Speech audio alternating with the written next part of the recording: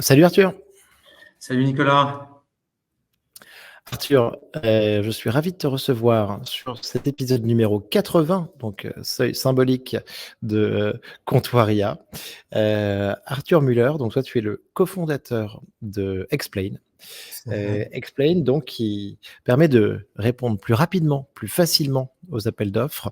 Et tu me disais que toi tu avais une manière un peu plus corporate d'exprimer ce que faisait Explain. Ouais, tout à fait. Donc, Explain, c'est la plateforme d'automatisation de la réponse au marché public. On est ce qu'on appelle aujourd'hui une entreprise d'IA verticale.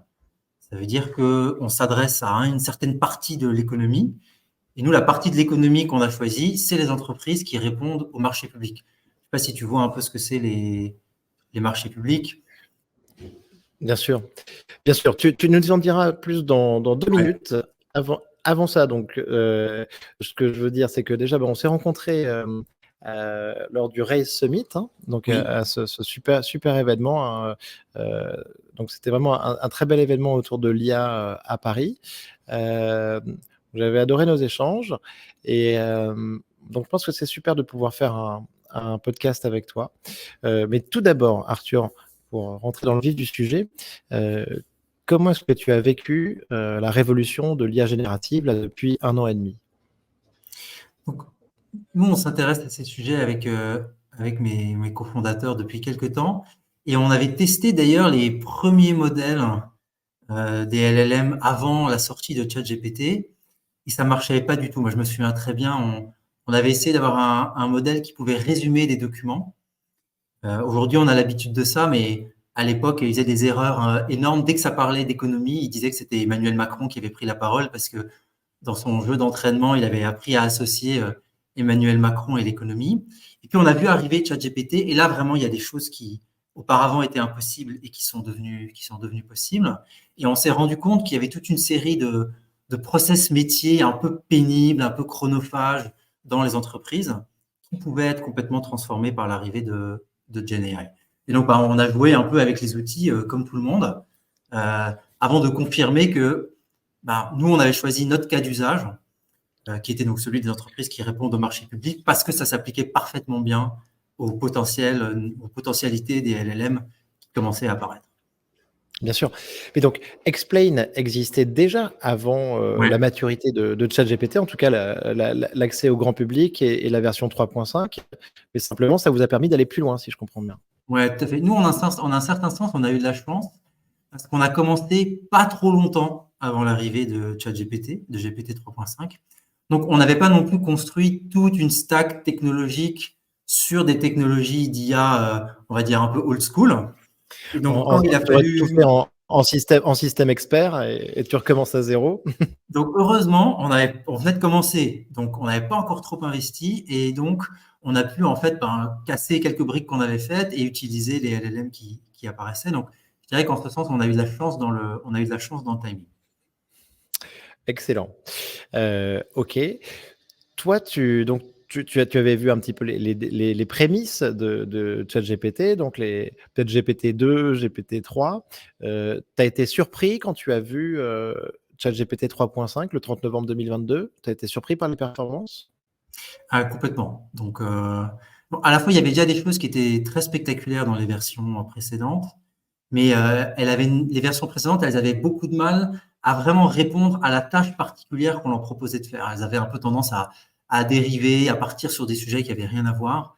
Donc oui, je ne vais pas prétendre que j'avais vu exactement ce qui allait se passer.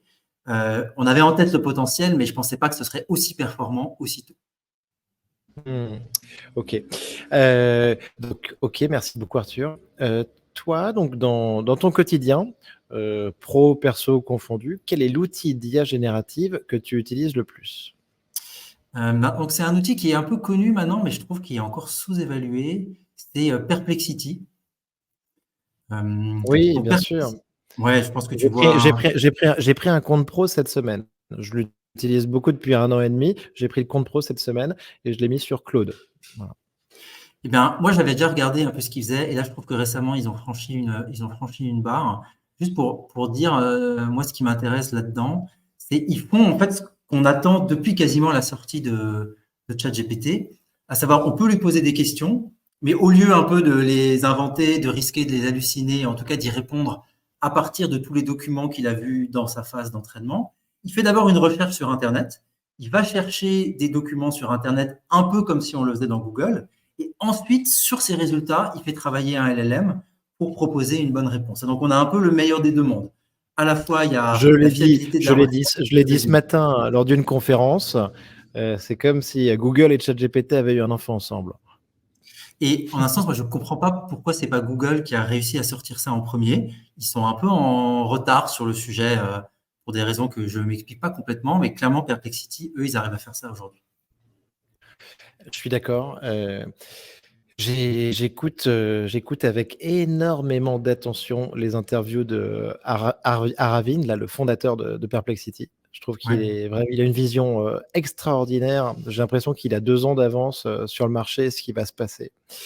Euh, ce qu'ils ont, Ils ont déjà fait plusieurs initiatives, hein. Il y avait eu le lancement d'un podcast autogénéré, hein, avec les news de Perplexity et avec la voix de Eleven Labs. Il y Ok. avait ces pages de news qui faisaient les news Oui. automatiquement remontées par Perplexity, sur lesquelles il vient de se faire un peu critiquer. Et récemment, les pages que tu peux créer avec Perplexity, dans une espèce de petit Wikipédia que tu peux créer très rapidement. On te dit là où créer une page Wikipédia, ça te prendrait 5 mois, ça te prend 5 jours. Tu crées une page Wikipédia avec un certain niveau de fiabilité que tu génères avec Perplexity très rapidement. C'est extraordinaire tout ce qu'ils font. Ouais, je suis d'accord. Et donc, la technologie qu'il y a derrière et qui maîtrise très, très bien, c'est ce qu'on appelle le Retrieval Augmented Generation, ou RAG, on dit parfois. Et c'est un peu cette technologie qui consiste à faire tourner le LLM, mais sur une base de documents fiables qu'on a déjà sélectionnés au départ. Et ça, c'est un peu le meilleur des deux mondes. C'est l'avenir de plein de produits basés sur l'IA, en fait, vont reposer sur ce type de technologie. Et super. Toi, Arthur, tu as un profil technique à la base? Pas du tout. Moi, je suis agrégé de philo au départ. Mais bon, dans les Ah, faits, le cachotier. ouais, Le- dans les faits, j'ai un boulot d'ingénieur aujourd'hui, mais non, au départ, j'ai pas un profil technique. T'es agrégé de philo et t'as un boulot d'ingénieur dans, dans le développement de logiciels. Oui, mais justement, je pense que c'est pas complètement sans raison que je m'étais intéressé à ces technologies de NLP, comme on disait à l'époque, donc l'IA appliquée au langage. Parce que je trouvais qu'il y avait quelque chose d'assez magique, d'assez fascinant depuis son ordinateur, de pouvoir lire des documents dans plein de langues, retirer de l'information de manière automatique sur des quantités de textes gigantesques, ensuite produire des textes avec une qualité quand même d'écriture qui est extrêmement élevée. Peut-être que ça parlait à mon passé un peu plus littéraire. Donc, non, Excellent, excellent. C'est très intéressant et ça me fait penser à un invité que j'ai eu ici, que j'apprécie, qui j'espère qu'on reparlera, qui s'appelle Pierre-François Langlais. Pierre-François qui crée des projet extraordinaire autour de l'IA et qui a un profil assez littéraire aussi à la base, un peu comme le tien, et qui travaille aussi, ben, tu vois, sur des modèles qui peuvent générer des textes dans des lettres classiques, des oui, comédies, des modèles qui vont être entraînés en fait ensuite sur tous les écrits anciens français, sur les vieilles pièces de théâtre. Et c'est sûr que je pense que voilà, vous avez peut-être abordé le sujet un peu de manière similaire. C'est très intéressant. C'est le langage, ouais, quoi, là, pour le coup. Alors, ouais, le langage est-il, Arthur, comme le dit euh, Harari, donc l'auteur de Sapiens, euh, le système d'exploitation de la société? Est-ce que ChatGPT, est-ce que c'est pas un petit peu d'une certaine manière qu'on a hacké le langage, quoi, tu vois? en tout cas, ce qui est très clair, c'est que ChatGPT, les LLM en général, ce pourquoi ils ont été entraînés, c'est pour parler comme des humains. Donc, leur compétence fondamentale, c'est de produire du texte, pardon, qui ressemble à du texte écrit par les humains. Et ça, je pense qu'ils y sont arrivés d'une manière enfin, excellente. Moi, je me souviens quand on fait des cours de philo à l'école, on a des choses sur le fait que oui, seuls les humains savent parler, il y a que l'humanité qui a maîtrisé le langage. Ben non, ChatGPT, il a clairement maîtrisé le langage. Mais ce dont on se rend compte aussi, c'est que ça suffit pas. Il a le langage, mais il n'a pas nécessairement la connaissance, il n'a pas nécessairement le raisonnement. Je pense que c'est un peu une des raisons aussi pour lesquelles, même encore aujourd'hui, les gens sont un peu perturbés parce que ChatGPT ou les LLM savent faire et ne pas faire. Parce qu'il y a certaines tâches où il est meilleur que le meilleur des humains. Il est capable de faire des théorèmes mathématiques en alexandrin, ce que vraiment absolument personne ne saurait faire. Et en même temps, il y a des tâches où il est moins bon qu'un enfant de 5 ans, ou même moins bon qu'un chat, dit Yann Lequin aime bien dire ça. Et donc, on voit bien en fait qu'avoir le langage, ça suffit pas à savoir faire toutes les tâches que les humains sont capables de faire. Excellent. Arthur, est-ce que tu as un usage secret ou très pratique à nous révéler? Donc, on a compris que ton outil préféré que tu utilisais le plus, c'était Perplexity. Est-ce que tu as un petit type, un usage perso que tu as développé qui est très utile et que tu es prêt à le partager? Ouais, je pense que quelque chose que d'autres gens ont rencontré, c'est que on est français et on est évidemment amené à écrire en anglais de manière très fréquente. Et moi, il y a plein de cas différents où je dois écrire en anglais, un petit post LinkedIn, une conférence, un article un peu plus technique. Et je me suis construit donc dans les assistants de GPT, un assistant qui m'aide à chaque fois à écrire en anglais pour le type de tâche que je dois faire. Parce que un post LinkedIn, c'est pas tout à fait le même ton qu'une présentation plus technique. Et donc, voilà, pour chacun de ces modes d'expression en anglais, j'ai mon petit assistant et qui fait que ma qualité, au moins écrite d'anglais, est devenue évidemment bien meilleure qu'elle n'était il y a quelques années. Alors, super intéressant. J'expérimente beaucoup avec ces GPT aussi. Tu as un assistant qui te génère pour les différentes déclinaisons que tu veux, ou c'est plusieurs assistants différents? Ouais, Donc, j'ai un plusieurs assistant GPT pour différents. LinkedIn, un assistant pour les confs, un D'accord. assistant pour les textes. Ouais. Et donc, typiquement, j'imagine que tu l'as peut-être nourri avec certains exemples de ce que tu avais pu faire avant de les utiliser sur ces différents formats, non? Non, parce que pour parler C'est juste des anglais, instructions. ouais, D'accord. GPT, il est bien meilleur que moi pour parler anglais. Donc, en fait, il vaut mieux pas qu'il s'appuie sur ma production à moi et il vaut mieux que je le laisse parler tout seul. Ok, ok, très bien. Eh ben écoute, merci, c'est une utilisation super intéressante. Je trouve que les GPT, moi au début, j'ai pas accroché à fond. Je me disais ça va faire comme les plugins, mais maintenant j'adore. Je passe beaucoup de temps dessus, mais j'ai pas l'impression que OpenAI les pousse plus que ça. Microsoft vient de même retirer, je crois, la fonctionnalité GPT sur le studio Copilot ou un truc comme ça. Et OpenAI, je ne sais pas trop comment il se situe par rapport au développement de ces GPT. Tu as eu des pistes, toi? Tu en as entendu parler ou pas? Donc, si je crois qu'OpenAI, leur intention, c'est quand même de faciliter l'utilisation de leur modèle pour des cas d'usage plus précis. Et donc, aujourd'hui, l'outil qui permet de faire ça à travers la plateforme OpenAI, c'était bien les GPT, puisqu'on peut les spécialiser en leur donnant des instructions spécifiques dont ils vont se souvenir. On peut aussi enchaîner des GPT pour faire plusieurs tâches. Donc, si, je pense quand même que leur vision, c'est qu'une partie, en tout cas, de leurs revenus vont venir du fait que les modèles vont être utilisés pour des applications, une forme un peu de début de verticalisation, si on veut, de la technologie ChatGPT qui est très horizontale. Donc, si je pense que c'est une des directions sur lesquelles ils vont continuer à investir. Oui, je partage ce sentiment. D'une certaine manière, c'est la première marche vers Oui, l'agent, quoi. Enfin, donc, et cette démarche d'action. Et deuxièmement, après, contrairement à ce que je disais aussi, c'est vrai que là, le fait d'avoir rendu GPT-4 accessible à tout le monde et aux utilisateurs gratuits, ils ont rendu donc par là même les GPT accessibles à tous les utilisateurs gratuits. Par contre, pour créer un GPT, il faut avoir un compte pro ou un compte entretisé, parce qu'on parlait de peut-être 1 ou 5 millions d'utilisateurs payants, et là, d'un coup, on a 100 millions d'utilisateurs de ChatGPT qui peuvent accéder à nos GPT. Tu les as partagés, tes ouais. GPT, ou tu te les gardes pour toi? Non, je me les suis gardés pour moi.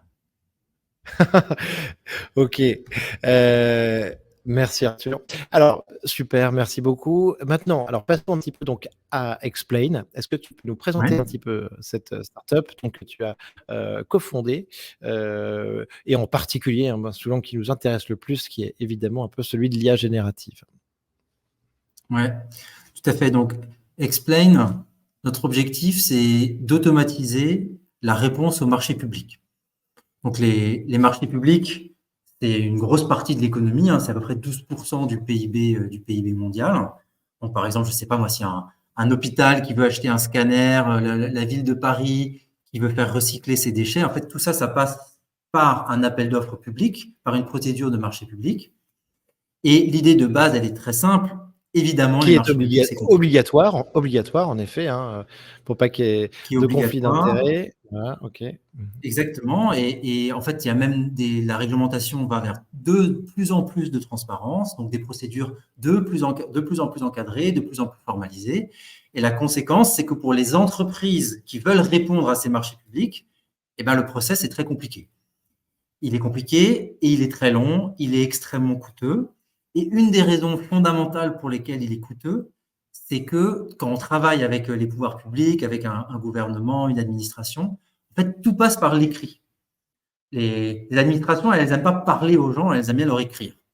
Et la conséquence de ça, c'est que ça crée énormément un peu de paperasse, de complexité qui est due au médium de l'écrit. Et ça en fait un cas d'usage parfait pour les technologies de type LLM. Donc, pas du tout la partie génération d'images, hein, mais vraiment la partie LLM, compréhension et génération de texte. On a là, en fait, énormément de documents, je ne sais pas, par exemple, hein, des pièces jointes, d'un cahier des charges pour la rénovation du système énergétique de je ne sais quelle piscine quelque part. Ben, à la fin, ça va être des cahiers des charges de centaines et de centaines de pages que des gens aujourd'hui doivent lire à la main, éplucher et ensuite auxquels ils doivent répondre. Et donc, notre idée, c'est on Ce qui prend tout crée ce des barrières à l'entrée pour, plein de petits acteurs, qui Ouais, n'ont pas qui donc ne peuvent pas tout simplement, répondre à l'offre parce qu'ils n'ont pas les ressources pour, remplir ces dossiers quoi, en fait, tout simplement.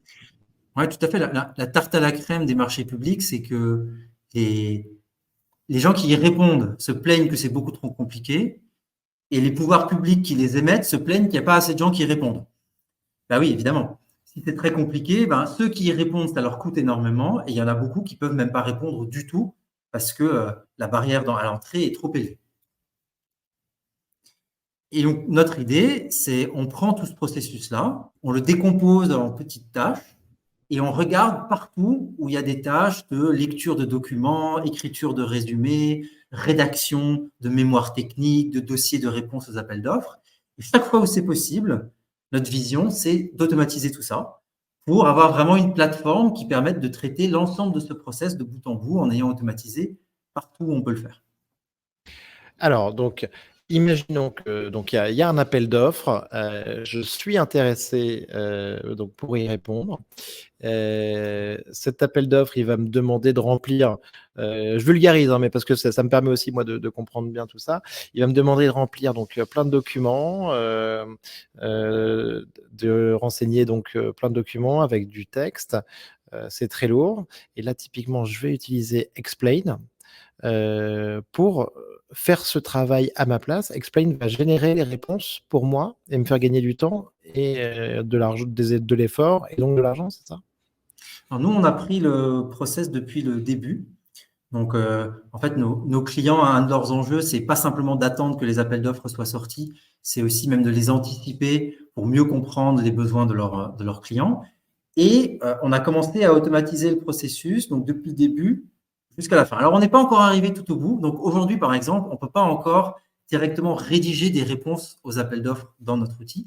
Mais par contre, ce que va faire l'outil, c'est d'abord, il va aller faire de la veille, il va identifier absolument tous les appels d'offres qui existent, tous les documents possibles et imaginables, même cachés au fin fond du site internet d'une petite commune française, ben, il va aller les récupérer et il va les lire et les analyser de manière automatique grâce à l'IA. Donc, par exemple, si toi, tu es une entreprise dans le BTP et tu t'intéresses seulement au marché de plus de 300 000 euros qui portent sur les ronds-points et qui n'ont pas de clause de pénalité, eh bien, ça, c'est des informations que tu peux rentrer dans notre outil.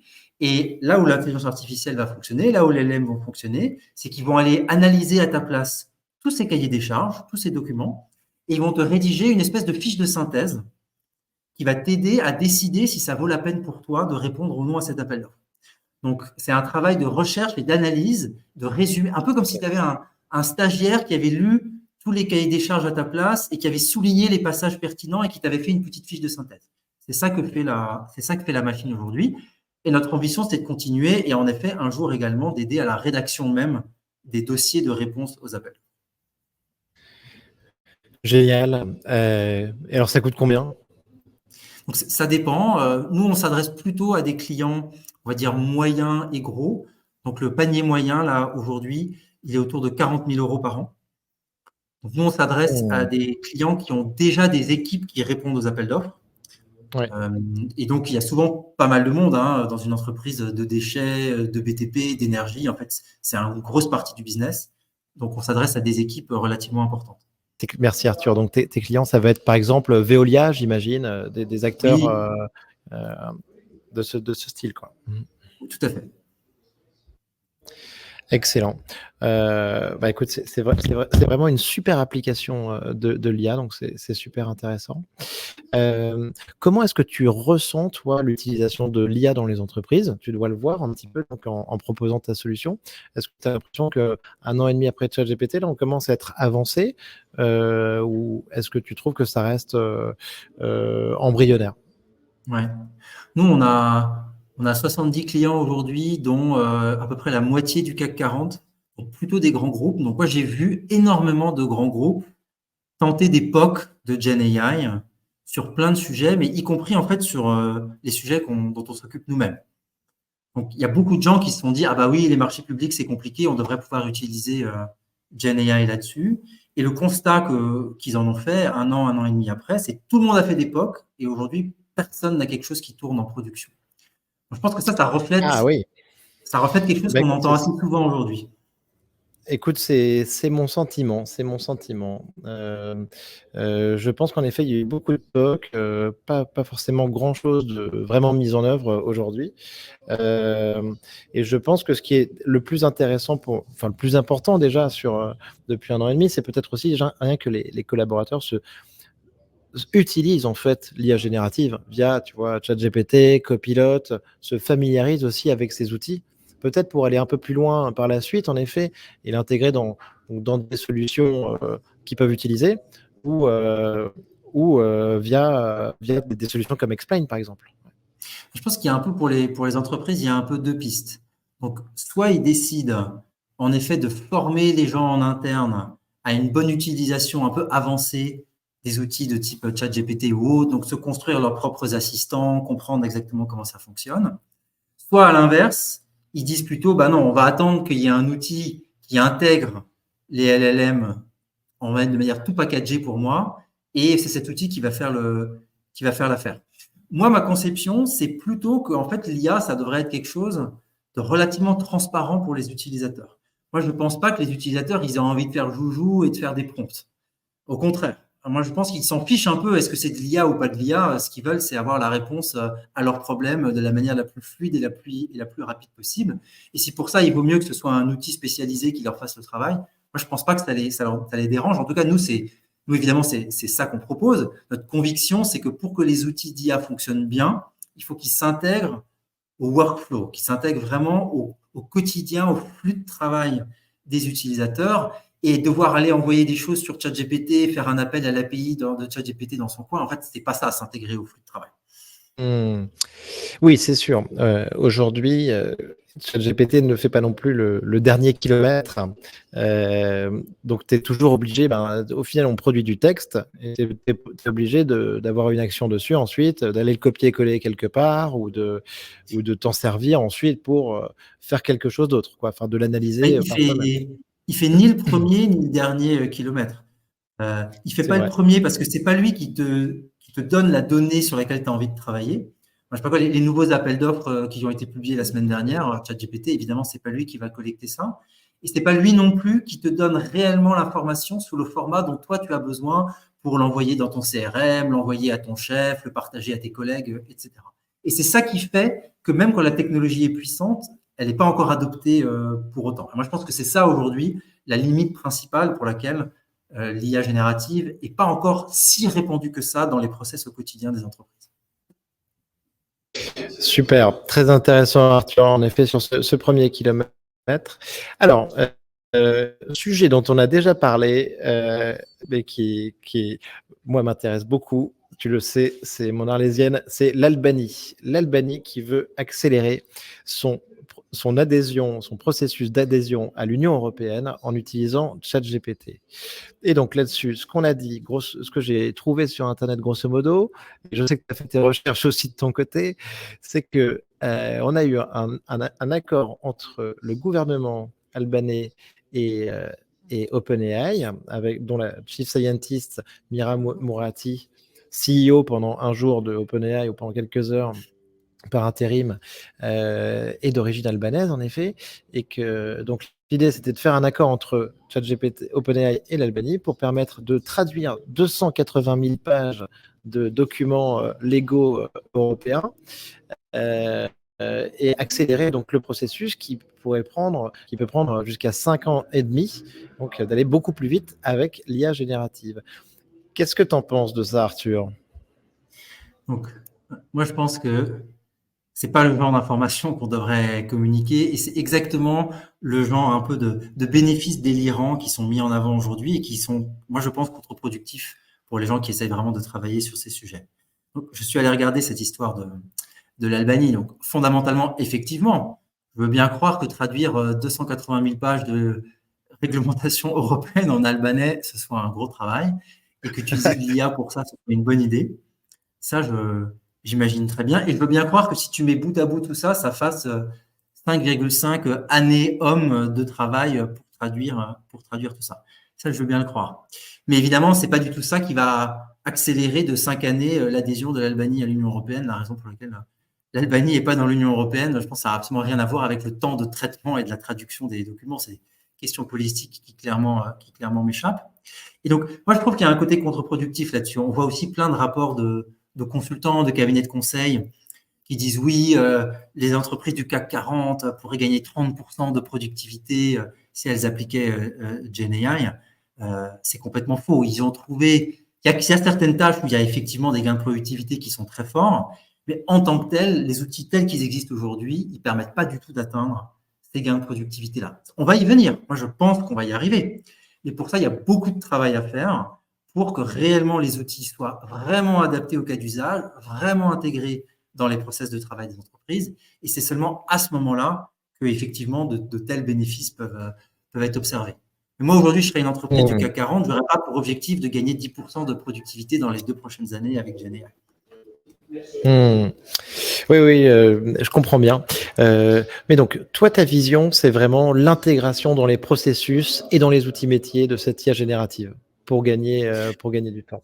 Tu te dis pas, grosso modo, que le prompting, la formation au prompting est nécessaire? Tu penses que tout le monde, ou que le grand nombre en tout cas, ne passeront pas par ça?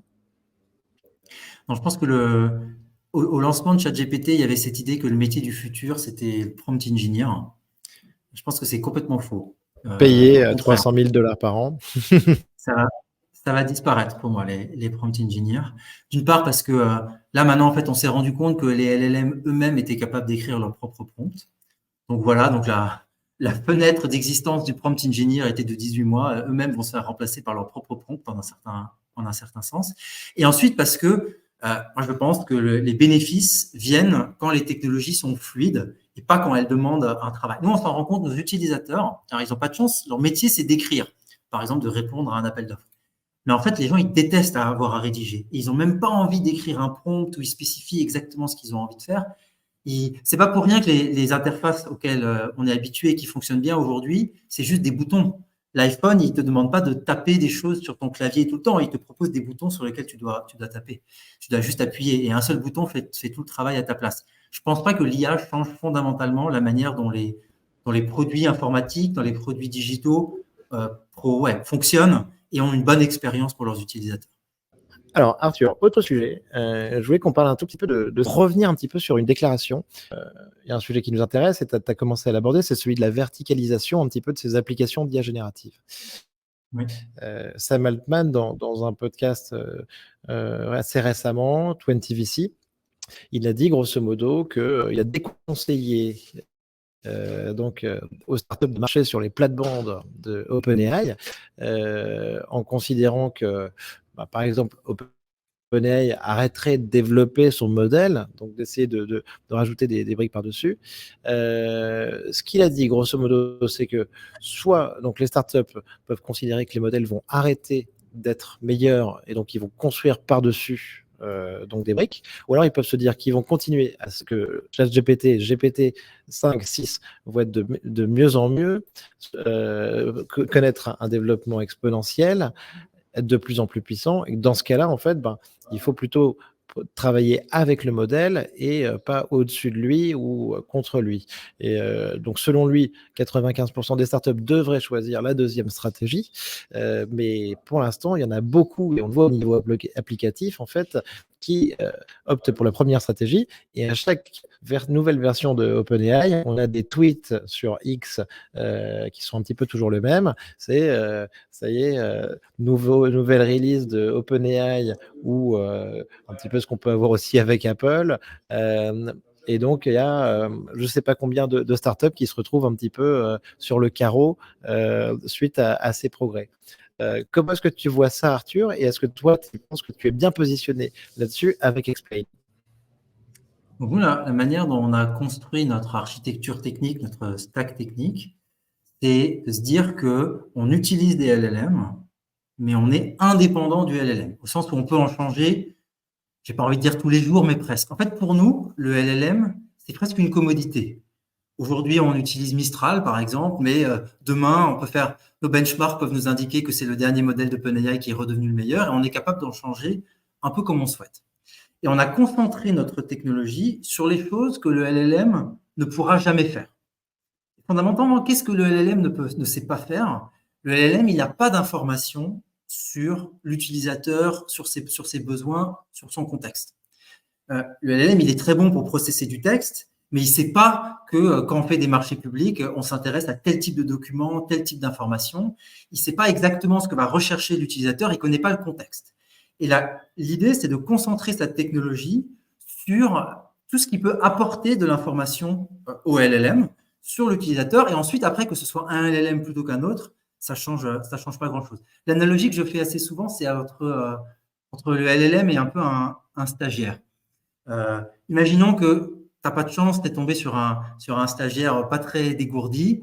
Bon, tu lui as demandé d'aller lire les documents à ta place. Il fait plein d'erreurs. Il n'a pas compris vraiment ce que tu voulais. Il ne sait pas vraiment ce qui est important pour toi. Donc, il a retenu, lui, quelques trucs qui lui ont paru importants, mais ce n'est pas du tout ce que toi, tu avais en tête. Ça, c'est un peu ChatGPT s'il ne connaît rien sur toi. Aussi intelligent soit-il, il ne peut pas savoir ce qui t'intéresse, toi, vraiment. Ce dont tu as besoin, c'est de le former en un certain sens. Un peu comme au bout d'un mois, ça y est, ton stagiaire, il a fini par comprendre ce qui était intéressant pour toi. En ce sens, c'est un peu ça, les briques technologiques qu'il faut construire. C'est des briques qui sont capables d'apporter de la donnée au LLM, de la donnée métier, de la donnée des contextes des utilisateurs que le LLM par lui-même ne peut jamais avoir. Excellent, je comprends et ça c'est très intéressant. J'aime bien cette formation du stagiaire. C'est un exemple que je donne très souvent en ce moment, je viens de le citer ce matin, c'est dire ChatGPT grosso modo c'est 20 stagiaires à disposition pour $20 par mois. Par contre, ils sont plutôt Asperger, très autistes, ils font preuve de très peu d'autonomie, mais tu as quand même, si tu es prêt à prompter, ces 20 stagiaires par mois. J'aime bien la dimension que tu rajoutes, un petit peu de formation de ce stagiaire pour pouvoir aller plus loin, en effet. Ouais. Ça, je pense que c'est une des raisons pour lesquelles, en tout cas, nous, c'est pour ça qu'on croit beaucoup au modèle verticalisé. C'est parce que le fait de se concentrer sur un cas d'usage précis permet d'être extrêmement bon dans le fait d'apporter exactement la bonne information, le bon contexte au bon moment. Oui, très bien. Ok, super. Autre question, Arthur. Donc, je pars d'un exemple pour aller ensuite sur Explain. Donc, il y a un petit graphique qui est sorti il y a 5-6 mois, même un peu plus, qui nous disait que, grosso modo, la photographie traditionnelle, depuis son invention, avait généré 15 milliards d'images, 15 milliards de photos. On a vu que, donc en 149 ans, fait. On a vu que l'IA générative a généré 15 milliards d'images en 1 an et demi. Et ça, c'était il y a quelques mois. Donc, on peut faire les maths très rapidement, mais on peut dire qu'aujourd'hui, plus de la moitié du contenu sur Internet, en tout cas en termes d'images, est déjà généré, on va dire, par l'IA générative. Donc, on a énormément de contenu qui est généré par l'IA générative. De la même manière, avec Explain, vous générez énormément de contenu pour préparer les réponses aux appels d'offres qui étaient déjà d'énormes bases de texte et des gros volumes de données.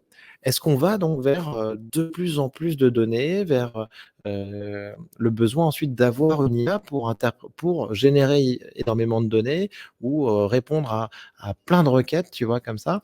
Est-ce que ça va être IA contre IA dans une espèce de course à la production de données, à la réponse de données?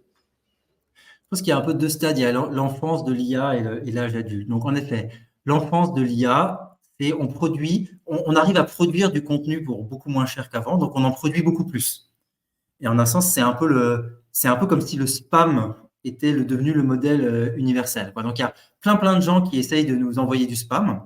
Et résultat, Google, Outlook, ils sont obligés de développer des modèles d'anti-spam. Et donc, c'est une IA contre une autre IA. Et à la fin, la question est de savoir laquelle des deux IA va gagner. Ça, je pense que c'est l'âge adolescent peut-être de l'IA. Mais l'âge adulte, c'est pas que la quantité, c'est aussi la qualité. Donc, à mon avis, ce qu'on va voir émerger, c'est pas simplement des IA qui sont capables de produire du texte un peu comme ça, mais c'est aussi des IA qui sont capables de l'évaluer. Et donc, l'objectif, c'est que les systèmes de Gen AI produisent du texte qui soit de meilleure qualité que s'il avait été produit par un humain. Alors, il faudra sans doute qu'il y ait encore de l'humain dedans, mais à la fin, le produit fini doit pas être. On veut pas 1000 réponses aux appels d'offres de moins bonne qualité. On veut le même nombre de réponses, peut-être un peu plus de réponses, mais avec un niveau de qualité supérieur. Et à ce moment-là, s'enclenche un cercle vertueux. Parce que si on prend l'exemple de la ville de Bordeaux qui a passé son marché pour l'éclairage public, si en fait elle se rend compte que les entreprises qui ont utilisé l'IA, au final, elles répondent mieux parce qu'elles ont une réponse plus adaptée, elles ont pu passer plus de temps sur les tâches les plus complexes et elles ont passé moins de temps à remplir des formulaires qui servaient à rien. Donc, les entreprises ont mieux répondu. À ce moment-là, on est arrivé à un équilibre vertueux. Donc, je pense que le côté guerre du spam, ça correspond en effet peut-être au stade actuel, mais je ne pense pas qu'on soit condamné à rester là-dedans pour toujours. Ok, super intéressant. Je parle souvent de Mustapha Suleyman de Inflection à l'époque et donc maintenant Microsoft AI parlait de 3 étapes de l'IA: classification, génération, interaction. Oui. Je comprends que selon toi, on est sur une étape d'adolescence de la génération, voilà, où ensuite pour aller un peu plus sur la qualité et après peut-être aussi un peu plus loin sur l'interaction et l'action, quoi. Ok. Oui, tout à fait. Excellent. Arthur, est-ce que tu as une vision un petit peu à nous partager, toi, sur alors attention, hein, c'est la question à 100 000, donc, mais sur un petit peu les conséquences potentiellement de l'IA générative, de l'intelligence artificielle au sens large, sur l'emploi, sur le marché du travail? Alors, moi, un peu, qu'est-ce que je peux dire de mon point de vue? Donc déjà, je pense qu'il faut vraiment distinguer les scénarios où on imagine que d'ici 10 ans, 20 ans, il y a des intelligences artificielles qui sont supérieures aux humains sur l'ensemble des tâches. Et là, à ce moment-là, la société tout entière est transformée. Ça, c'est de la spéculation, c'est de la science-fiction. Je n'ai aucune idée de ce qui se passerait dans ce cas-là. Moi, ce que je peux dire un peu de mon angle, c'est que, imaginons qu'on arrive à produire un gain de productivité important. Donc, nous, nos utilisateurs, ils nous disent, grâce à Explain, j'arrive à processer 3 fois plus d'informations en 5 fois moins de temps. On a des utilisateurs aussi qui nous disent, vous m'avez fait gagner 3 heures par semaine. Donc ça y est, la technologie a produit ce gain. Après, l'entreprise, elle peut utiliser ça de 2 manières. Moi, récemment, j'avais une de nos utilisatrices là au téléphone, donc qui est vraiment une de nos power users. Elle, son métier, c'était vraiment au quotidien de faire de la veille de documents publics et de rédiger des synthèses sur ces documents. Donc vraiment, on a transformé son métier. La conséquence, c'est pas qu'elle passe moins de temps à faire ça, c'est qu'elle va regarder encore plus de documents. En fait, avant, elle pouvait pas regarder tous les documents parce que ça lui prenait trop de temps. Grâce à Explain, elle en regarde plus. Donc, au final, elle n'a pas moins de travail, on lui a pas remplacé son travail, elle en a fait plus. Donc, elle est plus productive, mais pas au sens où elle aurait été remplacée par une machine. Au sens où elle et la machine, ça fait plus qu'elle toute seule auparavant. Donc, je pense que ce n'est pas évident de savoir dans quelle direction les gains de productivité vont. Est-ce qu'ils vont vers une suppression de certains postes, comme dans les usines, hein, il y a moins de gens dans les usines aujourd'hui qu'il y a 30 ans. Ou est-ce qu'en fait, un peu comme les emails, aujourd'hui on a des emails, on va beaucoup plus vite avec les emails qu'avec le courrier, mais on n'a pas, ça n'a pas mis les cadres au chômage. En un certain sens, c'était l'inverse. Encore plus envoyer de messages et ça les a amenés à travailler davantage. Ouais, super intéressant, super intéressant. Entre produire plus, en effet, déplacer le travail, ça me permet de citer justement un petit peu quelque chose que j'ai envie de creuser, mais sur l'exemple de ta power user là, qui nous fait des réponses, aux appels d'offres en masse aujourd'hui, si je comprends bien. C'est donc le paradoxe de Jevons. Donc le paradoxe de Jevons, c'est, à mesure que les améliorations technologiques augmentent l'efficacité avec laquelle une ressource est employée, la consommation totale de cette ressource peut augmenter au lieu de diminuer. C'est donc le cas le plus extrême de l'effet rebond, de créer, donc c'est monsieur Jevons qui nous a dit ça, et on avait vu ça en fait on a vu ça à plusieurs reprises, hein. On l'a vu, lors des révolutions industrielles, on l'a vu avec la construction des autoroutes aussi, et donc les voitures, hein, plus on crée d'autoroutes, plus les gens donc achetaient des voitures et plus ils se déplaçaient aussi, et donc en fait, c'est un petit peu un paradoxe contre-intuitif sur le fait qu'en fait, une ressource est employée de manière plus efficace et on en consomme de plus en plus au lieu de diminuer la consommation. Je suis assez à l'aise sur toutes ces questions un peu morales, éthiques liées à ça, en tout cas de mon point de vue. Nous, les tâches qu'on facilite, objectivement, c'est pas des tâches qui étaient très valorisantes, très intéressantes, très gratifiantes à faire. Ça consistait à aller ouvrir plein de documents PDF pour regarder si tel marché correspond à tel critère. Objectivement, c'est pas des tâches où l'humain se réalise le mieux. Donc moi, j'ai vraiment aucun état d'âme à dire que ça, c'est des choses qu'on peut automatiser. Évidemment, c'est pas le cas pour tout. Moi, je pense pas du tout que l'IA va prendre des décisions à la place des gens, par exemple. Je pense que les décisions importantes, c'est toujours les humains qui les prendront. Mais le fait qu'il y ait nous, un des slogans qu'on a en interne, c'est en anglais, c'est boring reading is for machines. Donc, les tâches d'écriture et de lecture les plus boring, en fait, elles sont destinées à être faites par les machines. Et ça, c'est pas un déclin civilisationnel, c'est un progrès plutôt. Ouais, tout à fait d'accord avec ça. Même si de temps en temps, tu en as qui peuvent, ne pas vouloir donner ça à la machine, s'accrocher un petit peu à leur quotidien, on va dire, hein, par rapport à ça. Mais après, en tout cas, il y a quelque chose aujourd'hui qui va pas être possible. Ça va être quand on va avoir du reading qui va être généré en masse par l'IA. Ensuite, d'aller le faire, d'aller avoir des humains de l'autre côté qui passent des heures et des heures à relire tout ça, quoi. Ça, c'est sûr.